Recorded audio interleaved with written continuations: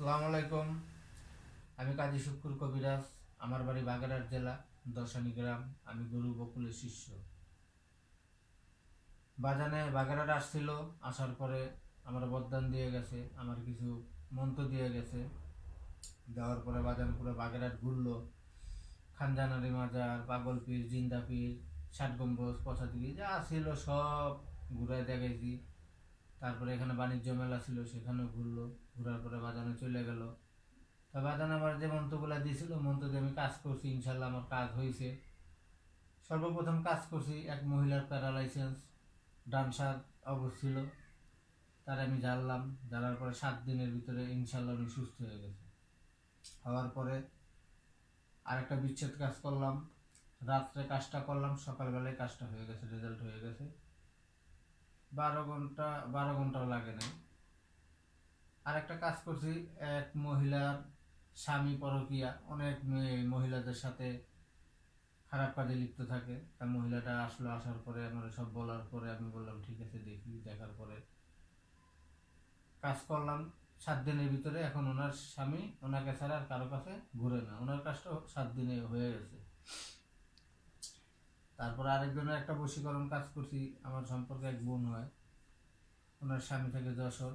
তা কাজটা বাতাসা দিয়ে করার পরে 5 দিন পর্যন্ত যোগাযোগ, এখনো যোগাযোগ আছে, এখন পর্যন্ত রেজাল্টটা পুরো আসে নাই। আসলে আমি বিস্তারিত জানাবো।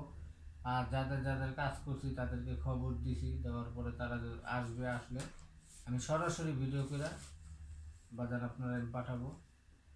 আর এক মহিলার বাচ্চা কাচ্চা হয় না প্রায় 15-16 বছর ধরে।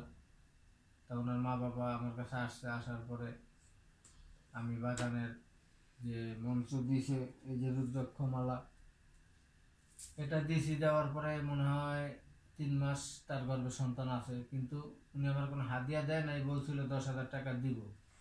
তা হাদিয়া দেওয়া নাই, দেওয়া লাগবে ওই বিধে উনি আমার কাছে অস্বীকার গেছে, বাচ্চা নাই বাচ্চা নাই। প্রায় 3 মাস হয়ে গেছে।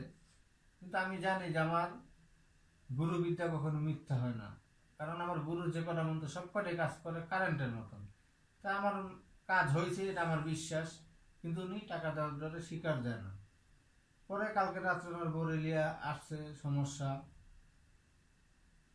ডেলিভারি সমস্যা, বাচ্চাটা নষ্ট হয়ে গেছে বা এই গোসলখানায় স্লিপ কাটছিল। তারপর এসে বলার পরে আমি বললাম, আপনাকে আমি জিজ্ঞাসা করছিলাম যে গর্ভ আইছে কিনা, আপনারা তো বললেন আসে নাই, এখন কিভাবে আসলো? যাক, আল্লাহ পাক বলছে কে কারে ঠকায় তারে আল্লাহ ঠকায়। আমার গুরু জীবনে কারোর সাথে মিথ্যা কথা বলে নাই, তার শিষ্য হয়েও আমরা মিথ্যা কথা বলি না। আর আমাদের সাথে কেউ মিথ্যা কথা বললে সেই বিচার সাথে সাথে আল্লাহ পাক দেখায় দেয়। আর আমি খুব গরিব অসহায় একটা মানুষ, বাদানে আমারে দেখা তার মনেতে আমারে দোয়া দিয়ে গেছে, আশীর্বাদ দিয়ে গেছে। আমিও আপনাদের কাছে দোয়া আশীর্বাদ চাই, সবাই আমার জন্য দোয়া করবেন, এমনকি আমার গুরুর জন্য দোয়া করবেন। আমি ওনার মতন একটা গুরু পাইছি, আমি খুব সৌভাগ্যবান। আল্লাহ পাক জানি মৃত্যু আগ পর্যন্ত ওনার সাথে আমার সাথে জানি ওনার সাথে আমি থাকতে পারি।